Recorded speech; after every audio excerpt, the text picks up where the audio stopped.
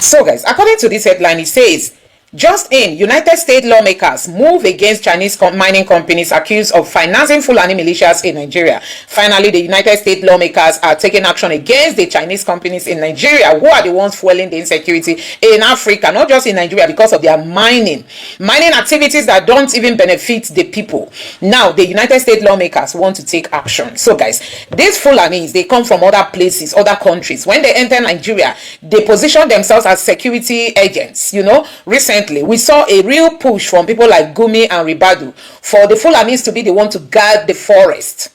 That one didn't work. Suddenly, Nuhu Ribadu set them up to become community police across Nigeria, and that one failed woefully. Now the US is targeting the Chinese companies who are the ones paying these Fulani terrorists, and when they taste this money, they start abducting people just to make sure that the money keep coming. Now see how this headline also captured it. US lawmaker proposed bill targeting illegal Chinese mining in Nigeria for funding of terrorists, Fulani terrorists. And this other one here says, US Congress accuses Chinese miners in Nigeria of funding terrorism. So guys, this is what is happening in Nigeria. US lawmakers seek crackdown on illegal Chinese mining in Nigeria linked to funding Fulani militias. This is long overdue. Nigerians have always said this. Even if you've been watching Arise TV, you've seen people like Ojo them deliberated on this. Welcome to Niger Voice TV. This is a platform where we give voice to the unheard. Our primary function is to react on trending issues, to escalate the debate and give voice to the unheard. Our voice cannot be silent in Africa. I want you to watch this video properly. I'm going to leave you to watch the full video. So let me quickly bring you up to speed and, fill you in. The truth of the matter is that American Congress has finally accused Chinese company in Nigeria, Chinese mining company in Nigeria of funding terrorism, causing genocide, kidnapping, insurgency in Nigeria. What did they stand to gain? The truth of the matter is that Nigerian government, especially Nigerian corrupt politicians, have connived with these people. And now, human life means nothing to them. Thank God for the President of America, because the insecurity in Nigeria has called for global attention. I want you to watch this video properly. After watching the video, vet your thoughts on the comment section. Let us engage. Because right now, our politician does not care. What they are after is 2027 presidential general election. All political stakeholders are defecting from one party to another. Most of the PDP governors are defecting to APC just to have incumbent power so that their fraudulent act can be wiped out. But the truth of the matter is that Nigerians are watching, the international organization are watching, UK Parliament are watching, the G7 are also watching how our government are keeping quiet and enriching themselves through insecurity. Well, let me leave you to watch this video yourself. Drop your thought on the comment section. Like I said, our own is to react on trending issues. Our own is to escalate the debate. Our own is to give voice to the unheard. Report everything that happened in Nigeria, in Africa, for the general populace to take into cognizance about Nigerian politics, issues in Nigeria and the world entirely. Watch the full video. Drop your thought on the comment section. Everything said on this video has nothing to do with the management of Niger Voice TV, but the personal opinion of the analysis, the public affair analysis, and the interviewer. Watch the full video. Let us engage. This is Niger Voice TV. We give voice to the unheard. We react on trending issues.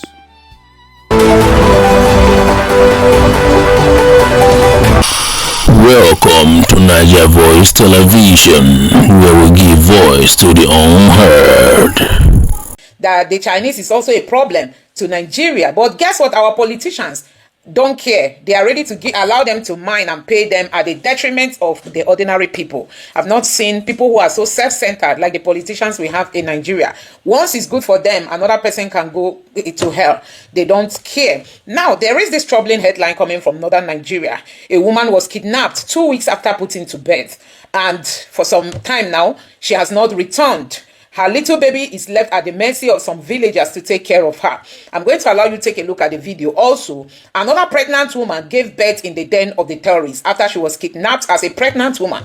She got into labor and the terrorists pushed her aside. She was able to deliver there, took care of herself, and who knows, by miracle, she was able to return home with her baby. And this community, people from Kaduna State, have been celebrating the miracle. Christianity is becoming a taboo in Nigeria. And in case you don't know, the governor of Kogi State has told people to stop going for night vigil. Very soon it's going to be stop going to church and stop going to school. Then Nigeria will finally fall for Islam. And majority of our Christian leaders are silent, quiet. When you see a headline that says people shouldn't go for night vigil, there should be alarm being raised by Christian leaders.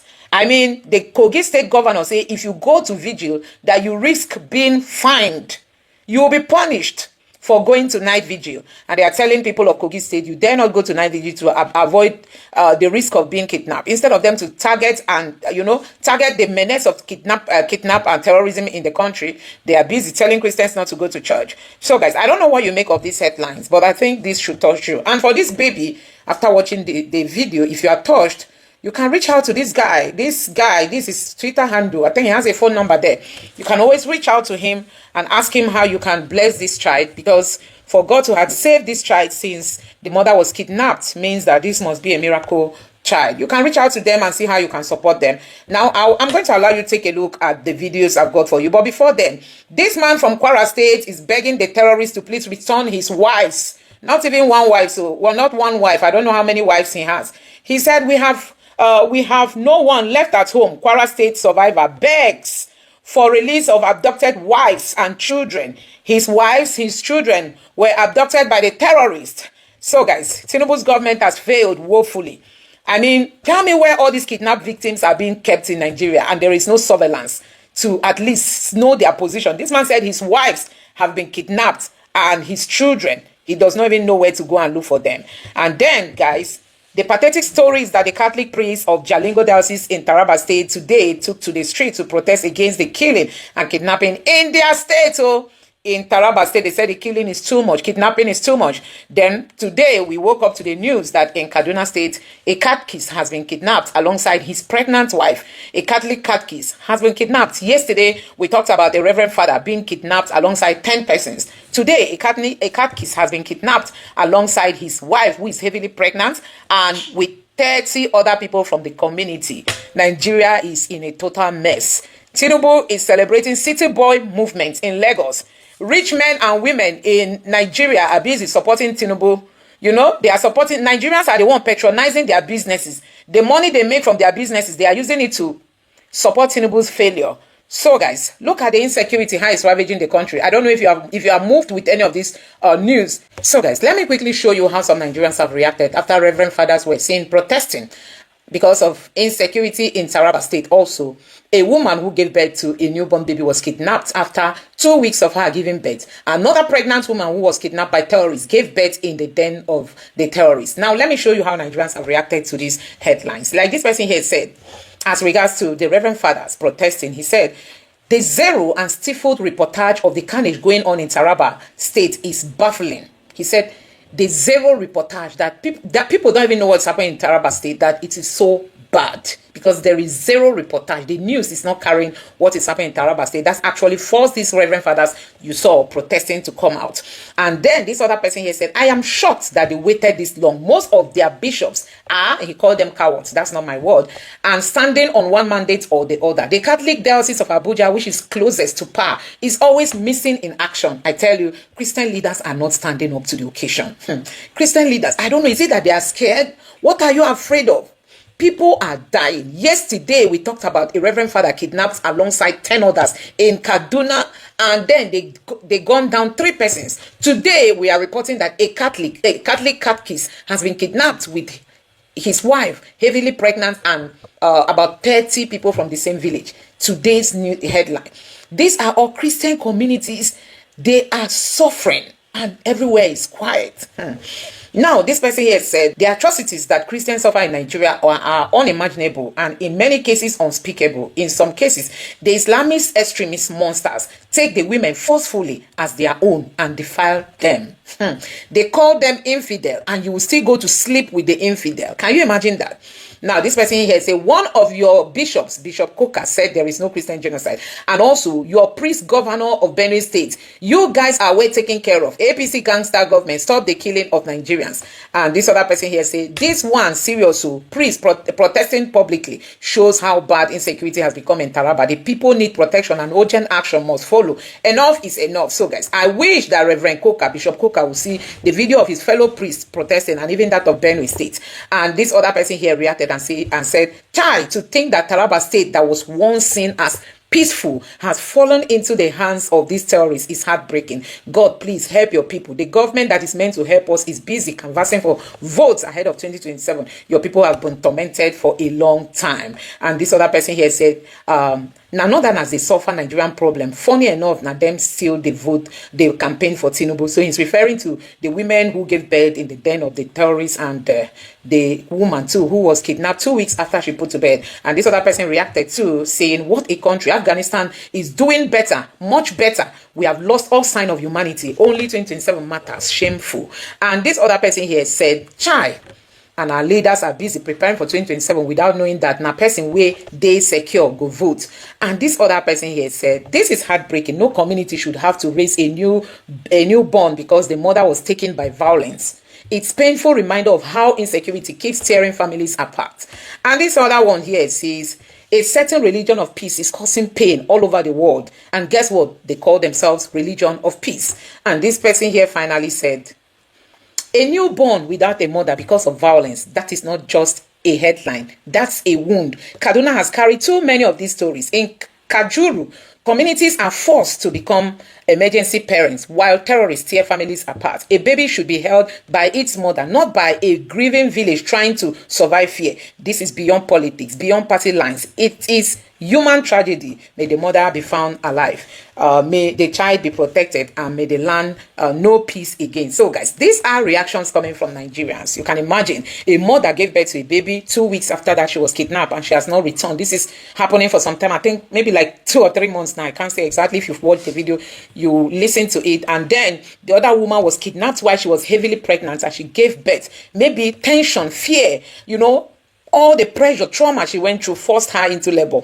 And by God's grace, she gave birth to that baby, and she's sound. Her baby is sound, and they were able to return back. And now Reverend fathers are protesting. I wish Reverend Coker and also Father Ole of Benue State see this video of his fellow priest or their fellow priests, protesting. So, guys, a whole lot is happening in Nigeria. Let me know your thoughts in the comment section below. Please don't forget to subscribe to the channel and turn on the bell notification for more. Now take a look. This is the woman that gave back in the camp. Yes. Do you mean? Wait, I don't really understand, sir. I want to understand something.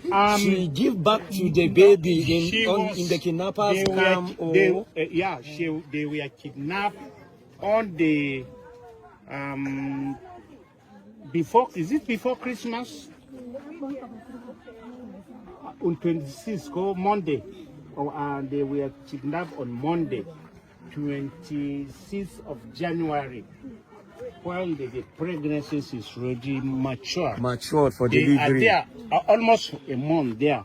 It was on Tuesday last week she gave birth in the camp, and during the labor they sent her into the bush, and when she gave birth along there, she came back to the camp.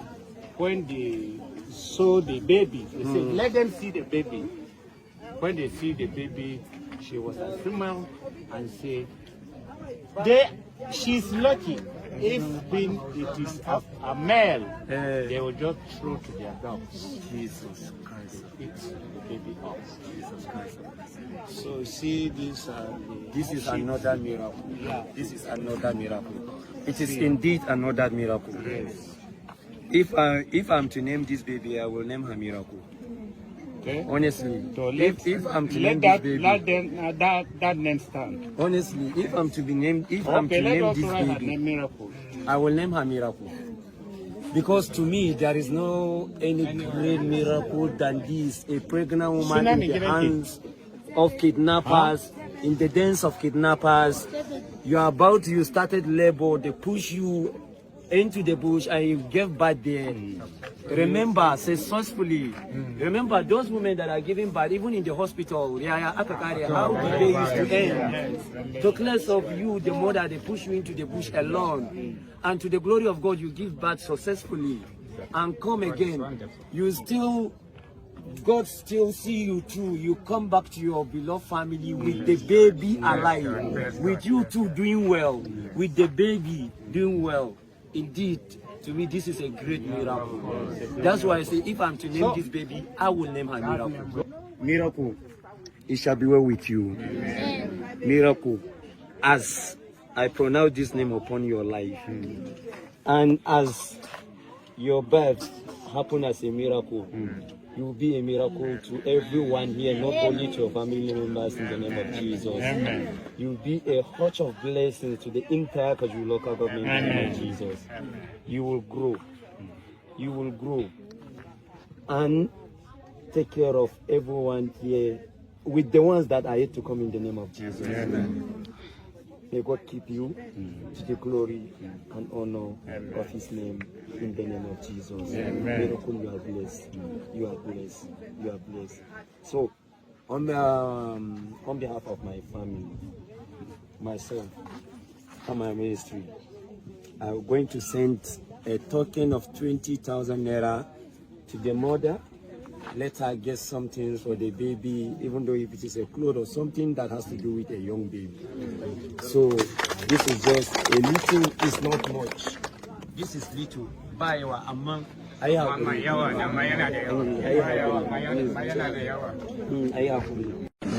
a lot of media cannot show you. There are a lot of media cannot publish. But here is the truth of the things, the truth of the sufferings of Kaduna local government, people's sufferings. Most especially, they believe as Christians. This baby that you are seeing, imagine a young baby like this.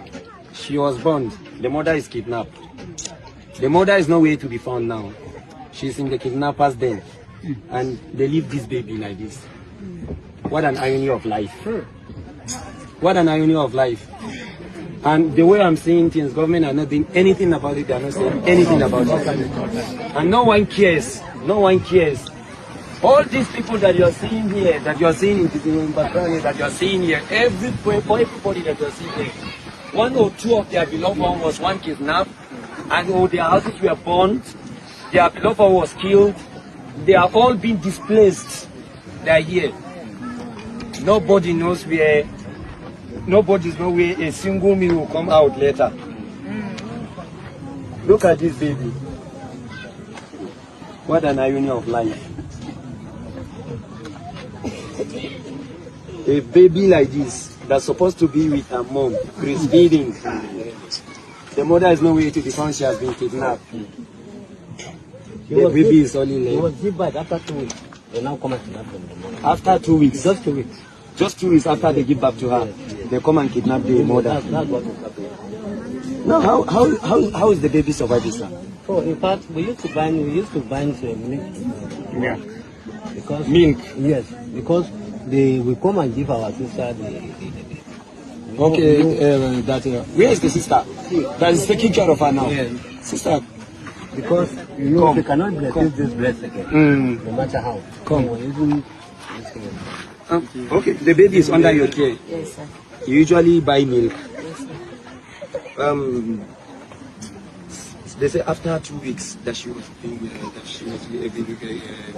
Yes, sir. The mother was kidnapped. Yes, sir. And now the baby is under your care. Yes, sir. Hope the baby is not going through any sickness or Just sickness. pneumonia. Have you people started treating it, or have you treated or not yet? No. Today Okay. Is there any medication? she said no, come back tomorrow. Okay. But I hope it is the hospital that recommend the kind of milk that you are giving to her. Yes, sir. Okay. So, like I was saying, there are a lot of things that is going on under the local government that media will not show you and media will not tell you. But we can't continue like this. This is our brothers and sisters. Honestly, something needs to be done. In our little way, we will do the little that we can, but at least our leaders need to look into this. They need to look into this by God's grace. By God's grace. Man? What's her name? Chingu. No, okay. Her name or her name? Joy. Joy, huh? Joy. Baby Joy. I remember there's one time Equa team. Joy is suffering. It is joy in suffering. Joy in suffering. Murna a cikin mene? A cikin azaba. Baby Joy, your joy will not be cut short in the name of Jesus. By God's grace, you will grow and you can be a joy to everyone in the name of Jesus. I'm also giving her a sum of 20,000 naira so that someone send the code. Baby Joy, it is well with you. And your mom will come back safe and sound by the special grace of God. See the way she's looking at Baby Joy, it is well. It is well. It is well. It is well.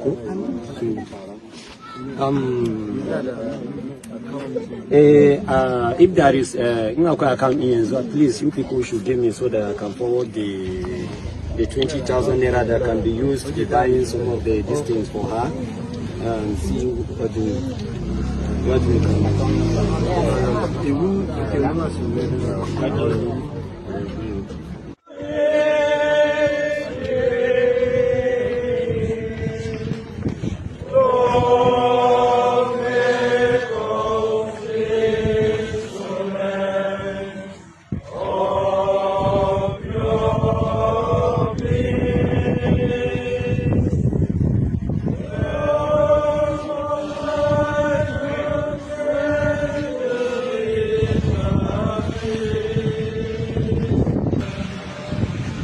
Before now, we've seen a lot of Nigerians testify before the U.S. Congress on this. And like I said in my previous outing on your TV channel, I said the U.S. did not on her own just stood up to prioritize this matter. It is we, the victims, it is we, the survivors, who have complained to the U.S. because we feel we've not been protected enough by our own government. You know, the government that has whose primary responsibility is to secure our lives and property. And so this bill is the bill of the Nigerian people, especially the survivors, the witnesses to the genocide in Nigeria, especially the people of Benue State, Plateau State, Southern Kaduna, Taraba, and many other Christian communities in the Northeast and Northwest. You know, so we saw it coming. Because the people involved in the framing of this bill were so much involved in what is happening in Nigeria. They have so much facts. And like I told you, I'm the media relations associate right now of Truth Nigeria.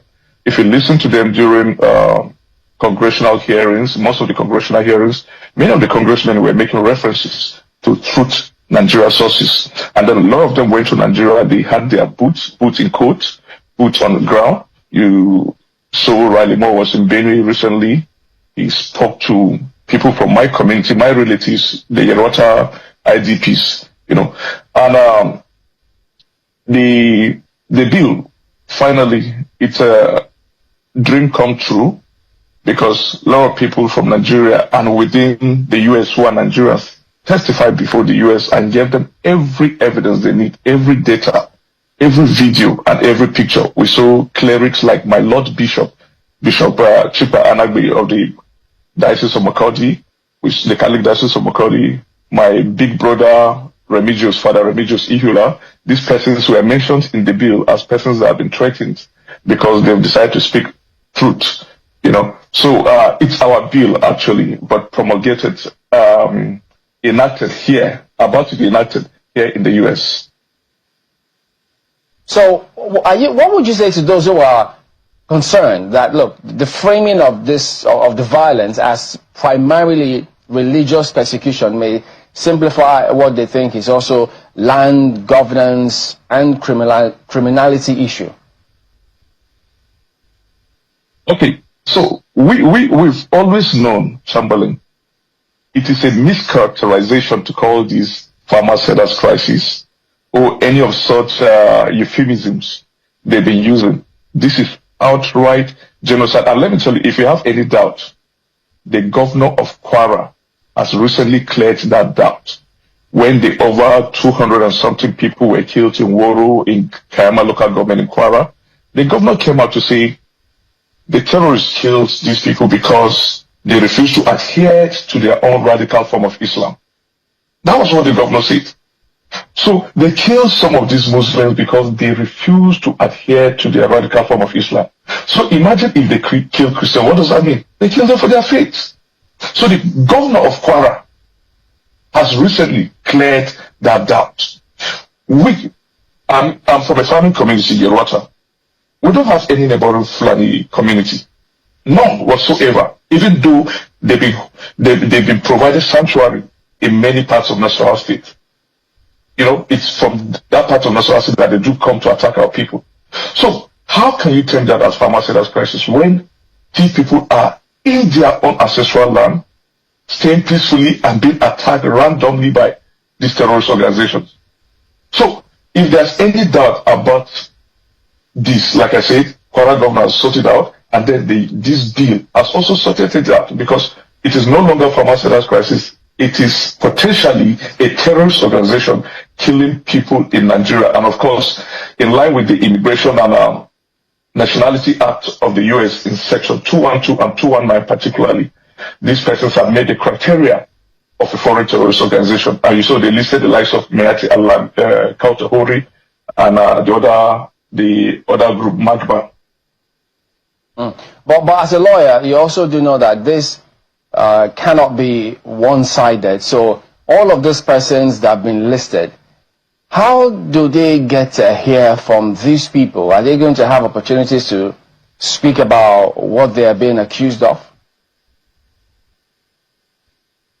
Okay, so the bill has just been introduced. Yeah. Before it was introduced on the floor, 2 days ago, 2 days before it was introduced, 3 days before it was introduced, it was sent to us from Congressman Smith and Congressman Radimo. They sent the bill to us to go through it, peruse it, and endorse. So we went through the bill 3 days before it was introduced on the House. And for me, I accept every aspect of the bill, except maybe just one. The mention of Rabiu Musa Konkoso, because we provided a lot of names. They have many of these names, you know. But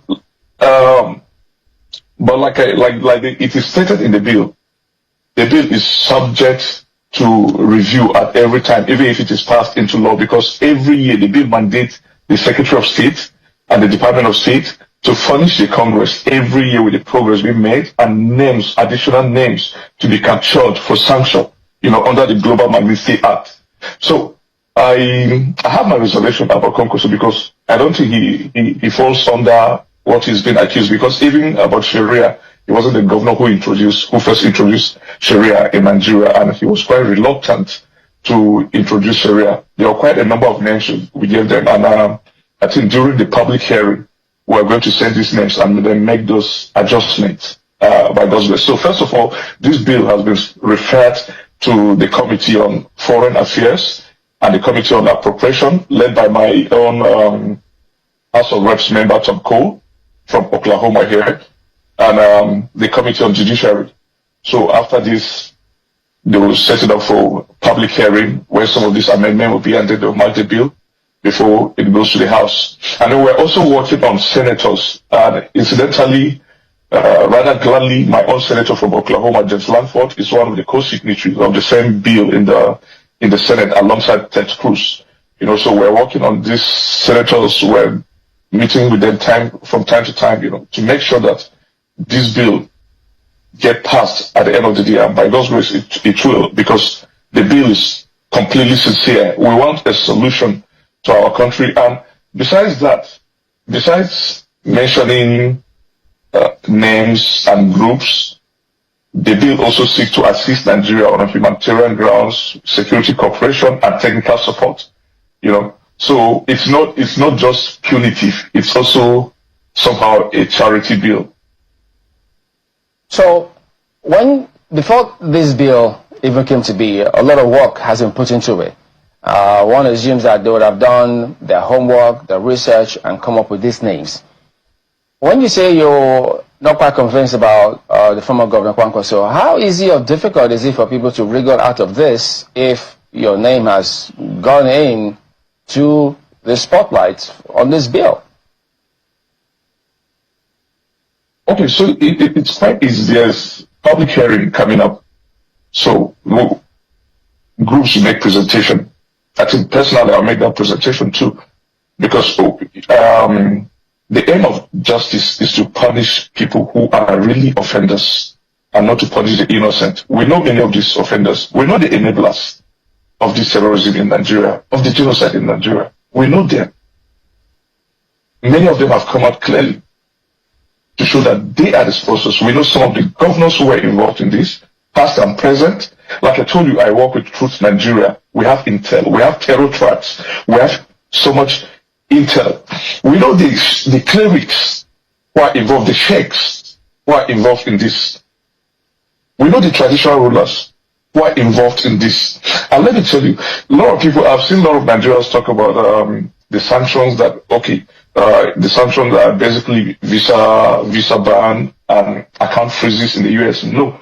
When they activate the Global Magnitsky Act, like the name global, it applies in most of these other countries, in the UK, in Canada, in the European Union, and some of America's allies in the Middle East and Asia, who are party to the Global Magnitsky Act. And so when America designates you as a person of concern under the Global Magnitsky Act, this visa freezes applies not just in the US, but to all these other countries too. And then freezing of your assets, of your account, and then very importantly, most financial transactions are carried out through the American banking system. And so it stops you too. It stops you, either you or your company or anything associated with you, from doing such a transaction anywhere in the world. So, and then every year they'll be updating the list, like I mentioned earlier, with names. So we'll be seeing names so that we will begin to know who are the sponsors of this. Unfortunately, like I said earlier, I had my reservation on the mention of so I'm a victim, so I know what I'm saying.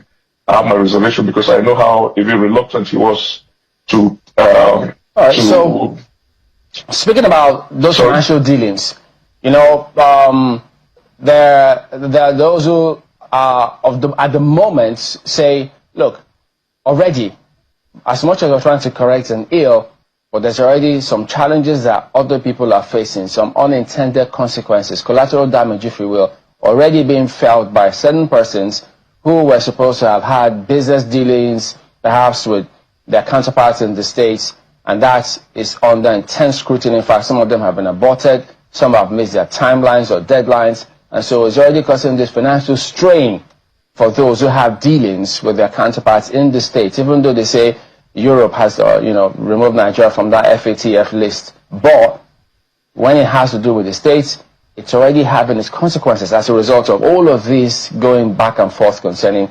Nigeria, terrorism financing, and all of that. Look, Chamberlain,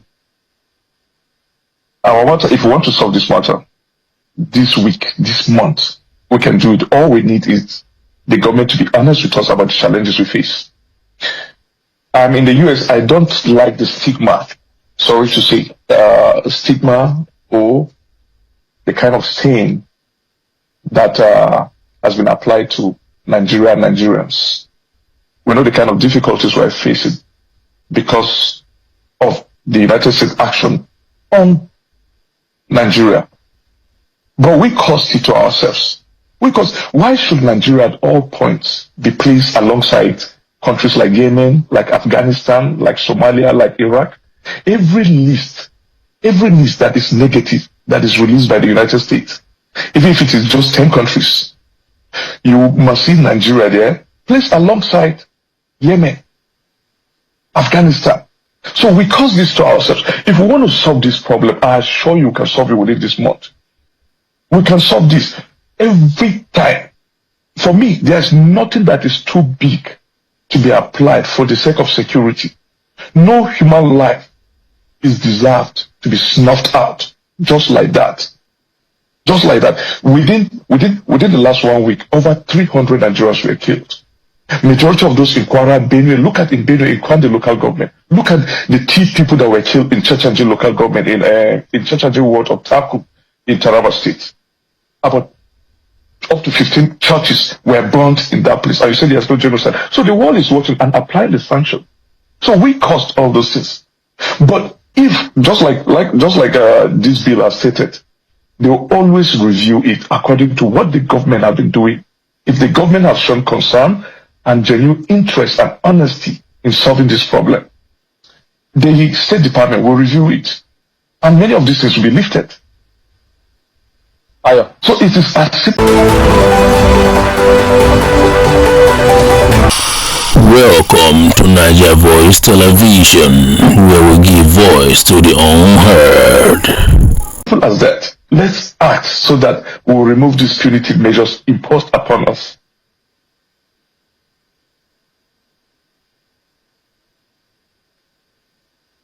That, I mean, you're a Nigerian, you are not totally happy with the stigma that this is bringing on Nigeria.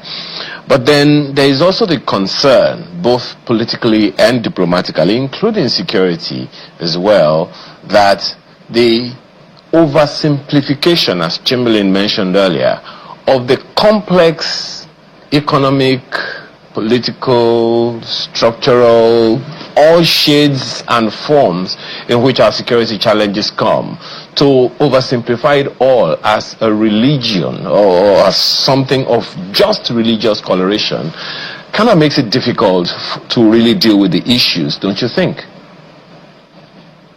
No, it's not difficult, my brother. I'm a lawyer.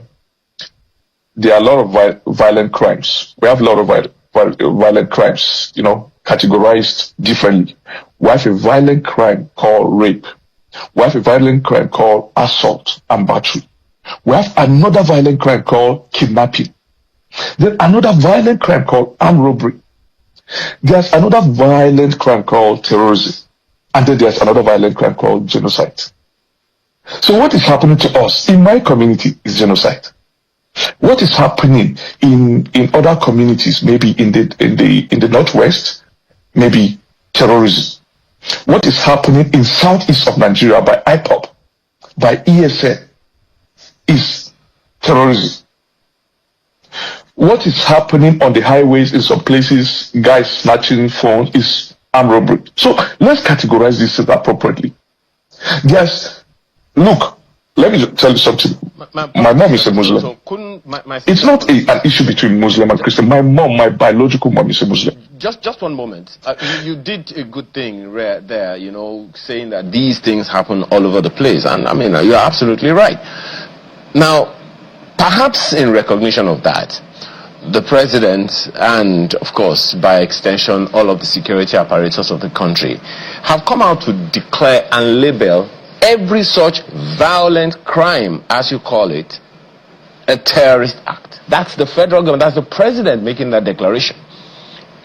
The idea, one would expect, is put an end to all forms of criminal activity. With that labeling, all security agencies, all of our security apparatus, all of our security strategizing, focuses on dealing with whatever the crime is, so long as it is violent, as a terrorist act. Don't you think that is also something considerable?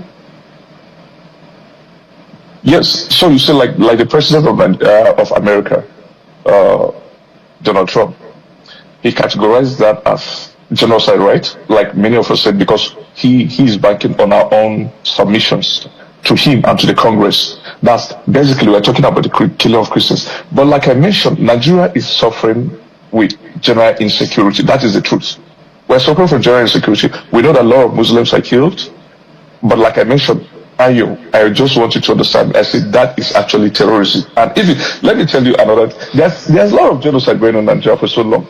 The Hausa communities of the Northwest have suffered ethnic genocide. It meets the criteria of anything you want to say about genocide. The Hausa communities in Katsina, in Kebbi, in Sokoto have suffered genocide in the hands of Fulani militia. Ethnic genocide. Also, let's not run away from this fact. Let's create a solution to it. For me, if you want, continue to argue from tomorrow, from today till thy kingdom come. What we face in my own part of the world is outright genocide. Look, a lot of people, when they see me talk from America, they think that I'm far away and I may be disconnected with what has been happening. I've been the face of this thing for so long in my place. In 2016, we took this matter to the ECOWAS court. In 2017, we led a protest in Abuja under the auspices of Vanguard Against Thief Massacre, VATI, to the National Assembly. I was a pivotal head of that protest. I was in the government in Benue between 2020 and 2023. I was in the government for 3 years, the government of Otum, and I was a principal special assistant, and I'm from Yerota. So we'll be facing this every time. I've met some of these jihadists, because on some occasions we do arrest them. The police do arrest them. Some occasions there's an exchange of gunfire, and some who have gunshot wound, and they'll make, I know 1 or 2 who have made dying declaration, who confess to what they are doing before they died. They want to take over the land. They want to clear away our people. What does that mean? That is genocide. You are killing people for who they are and to take their land. So then you said something important. Let's tell ourselves the truth. Yeah, you said something important, and that is the fact that you said, and I quote, "We know them." So if we know them, how come we've not been able to? I always tell Chamberlain every time I have the opportunity to speak on this program about anything insecurity, I don't think that our security agencies cannot handle this matter. There must be something else. So if we know the people behind it, Mr. Uto, and I think even the former President Jonathan said the same thing, some former governors have said the same thing. In your opinion, what is giving them covering from being arrested, being dealt with decisively, so all of this hogwash is over? All right. Thank you very much. Very important question. We know these people. Look, before the Yerota attack, the attack in my village that claimed the lives of 34 members of my immediate family, that claims the lives of over 278 of my kinsmen, we alerted the security agents. We know them. We passed this information across. Even when they were coming and they stopped over in Giza to carry out their prayers before they proceeded to Yerota. Giza is a town in Kiana local government, just about 10 kilometers away from Yerota. They stopped there to pray. We know them. We know the Ardo of Fulani in Kadorko who was involved in this killing. We know Manu, a guy called Manu, one of the Fulani guys. We know Sarkin Semari, the Fulani between Kadorko and Kwara axis in Umale community, a thief community that's in Kwara district of Kiana local government. And even recently, they went to that community and killed about 60 people, just about last week. I think last week. We know these people. We alerted. Look, when they were recruiting people in Giza, in Ajaragu, we alerted the security agents. They were recruiting and giving 50,000 for these guys they were recruiting. We know, see, this is not spirit. It's not spirit. We know what's been happening, and like I told you, we passed this intelligence across. When I was in Benue State between 2020 and 2023, I know how many times the security agents in Yerota, in collaboration with our youth, arrested many of these outillers. And by the time they took them to Makodi, what happened? The next day, they were set free. People who have come, who have been arrested, who have to come to kill, who have killed, and they were arrested just because of some powerful figures from their ethnic group at the federal level, and some were state governors at that point.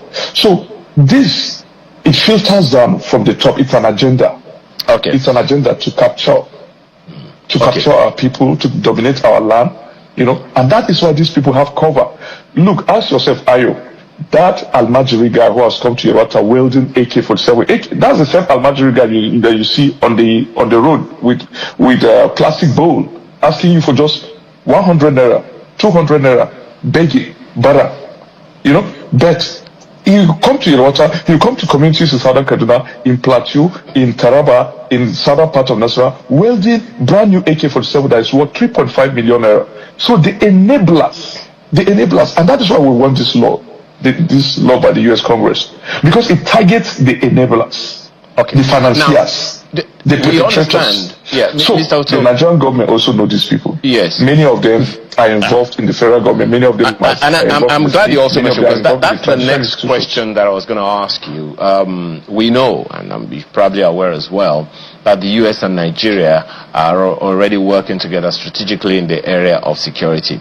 But there are those who would also ask you, why the US? You are a British trained lawyer. Why not Britain? Why not the United Kingdom? Why the US? There are those who would also point to you that, look, the insecurity challenges that are not as prominent or as announced or pronounced, to the world as that of Nigeria, happen a lot in the US as well. So why go to the US of all nations to ask for help? Why not Britain? Why not any other country? Okay, it's because the US has shown more concern to us in this regard than Britain. And then the US is in the forefront of fighting global terrorism than any other country.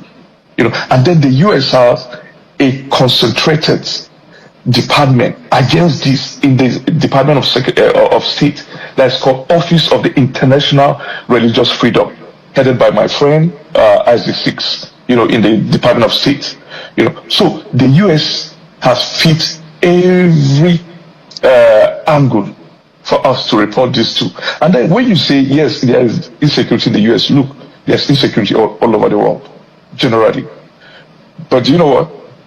Insecurities in the US, like, let's say, school shooting, somebody just come up because, of course, the Second Amendment permits you to own gun, the right to own gun. So you come out, you see somebody on the street and shoot him, or go to school and shoot him. But look, do you know what? In the next 24 hours, that person will be arrested. So the justice system works perfectly well. Perfectly well. You'll be arrested. But what we're saying that in Nigeria, if Nigeria operates that way, we could have reached this level. Okay. Just one quick one from me. And carry out my sincere apologies, Mr. Oto, because we're running out of time. We have another conversation to hold. But just this one question. It's a draft bill. It's not yet a law. And as you have highlighted, Correct. and as is normal legislative practice, it's still going to go through a lot of processing.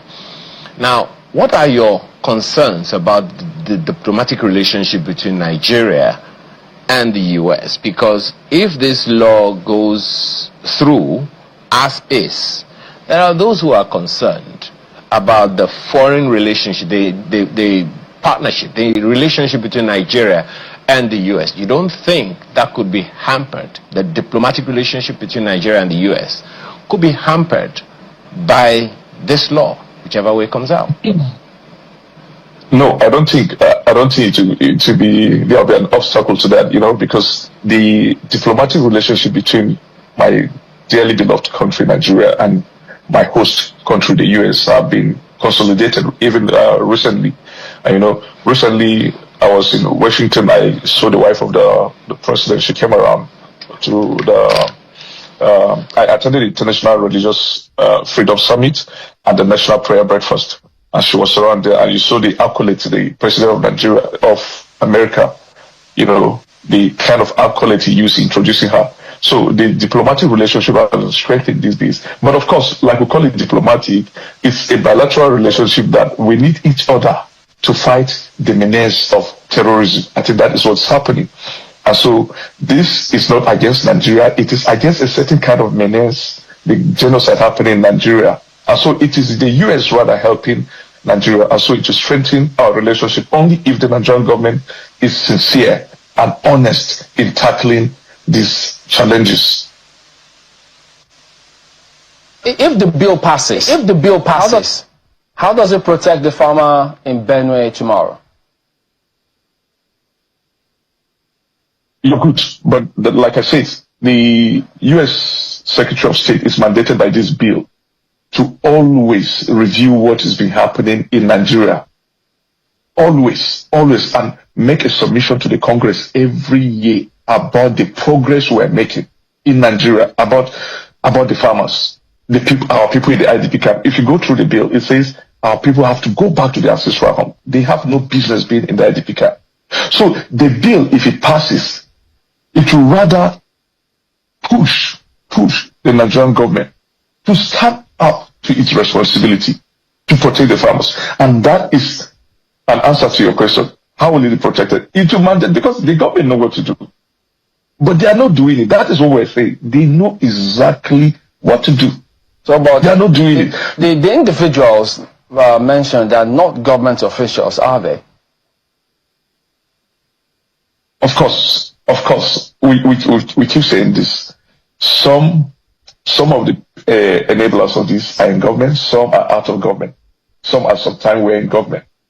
So the individuals have their own personal individual punishment, which is different. Okay, so as we wind down, I mean, when you say target the enablers, but there are certain twists which I'm sure perhaps you're also aware of, where these chaps, they kidnap people and then lots of money is made via ransom payments.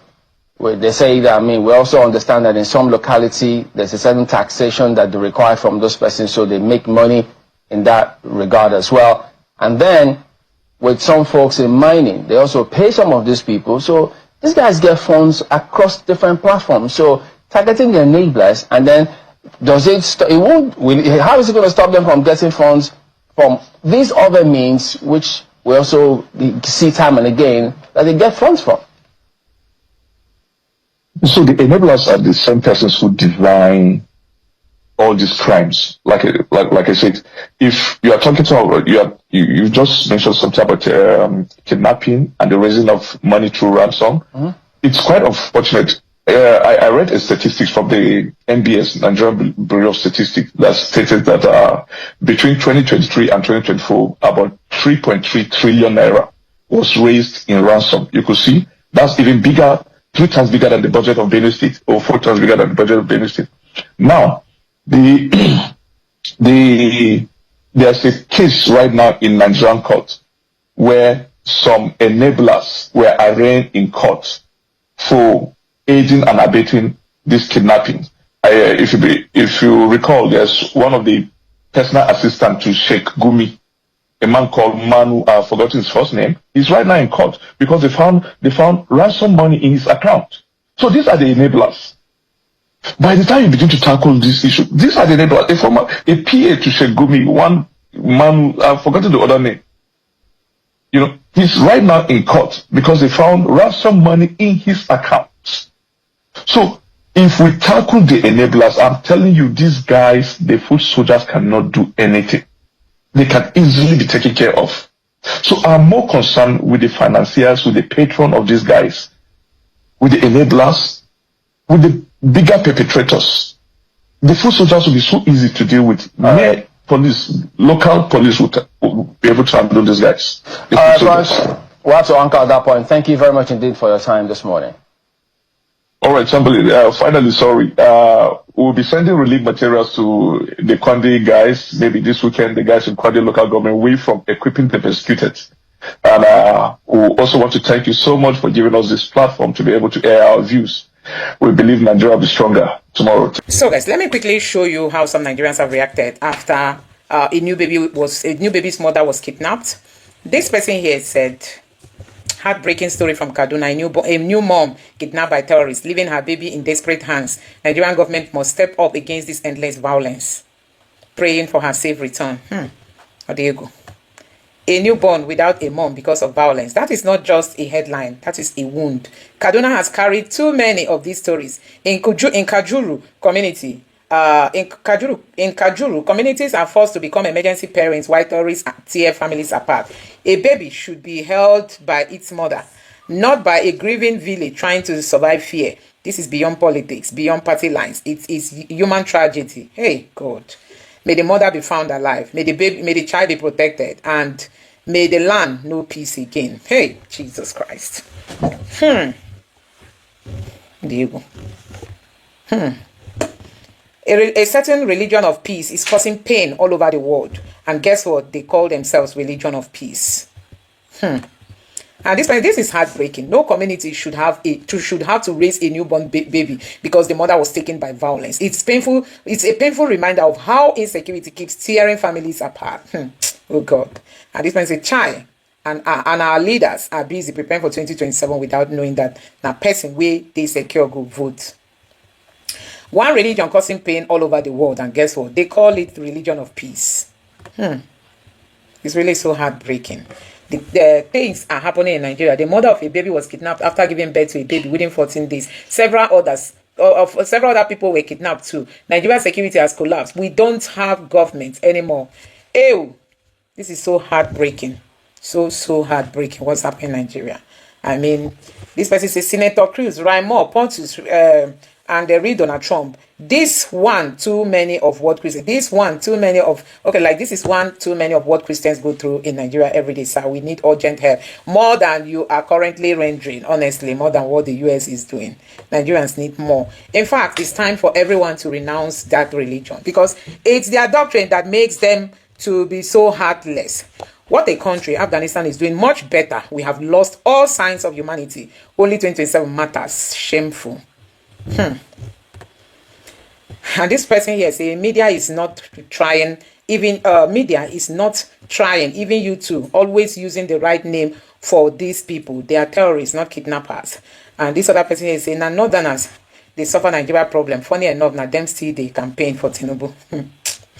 Hey, now what kind of heartless human beings are we living with in this country? Welcome to the development. Ona never see anything. Devilish Yoruba tribe deceived with insecurity, all in the name of grabbing power from Jonathan. Now only not the sufferer alone.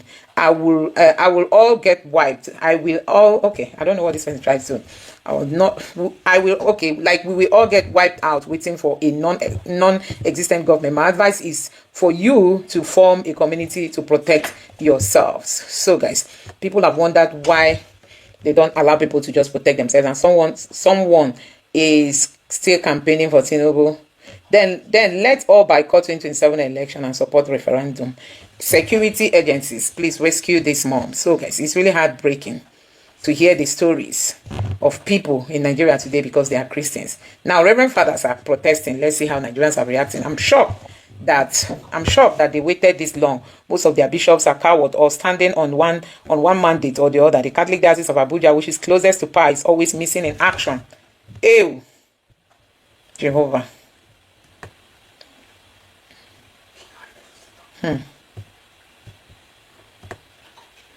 We need more of these people on the street. We can't keep quiet. Child, to think that Taraba State, that was once seen as peaceful, has fallen into the hands of these terrorists is heartbreaking. God, please help your people. The government that is meant to help us is busy canvassing for votes ahead of 2027. Your people have been tormented for a long time. Ew, Papa, Jehovah, this is serious. So please, protecting publicly shows how bad insecurity has become. And in Taraba, the people need protection, and urgent action must follow. Enough is enough. So guys, let me know what you think about these reactions coming from Nigerians as regards to the kidnapping of people, and the Reverend Fathers that are also reacting by protesting. This person, I wish they can come out like this and protest against Tinubu government, not just the killing. Even man of God come out to protect. This one serious. So this one say the zero or stifled reportage of the carnage going on in Taraba State is baffling. Okay, the zero reportage, really? Hey, one of the bishops, Bishop Coker, said there is no killing of Christians. And also, your priest, governor of Benue State, you guys are well taken care of. APC gangster government, stop the killing of Nigerians.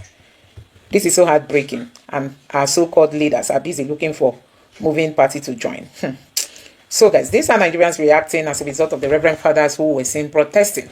And for the woman who gave birth in the terrorist den, this person here said, the atrocities that Christians suffer in Nigeria is unimaginable. It will be nice if you keep sharing them. It will get to the attention of the world. I know it's not easy. May the Lord be your strength. Senator Remi Tinubu, just a trip of what they are going to, just a tip of what they are going to. Isaiah 61 verse 1. Bind up the brokenhearted. This person is calling on Remi Tinubu. I don't know. So guys, I don't know what is happening in Nigeria. Anyway, let me know your thoughts in the comment section below. Thank you. Thank you for watching. Don't forget to subscribe to Naija Voice TV. Stay tuned for latest updates.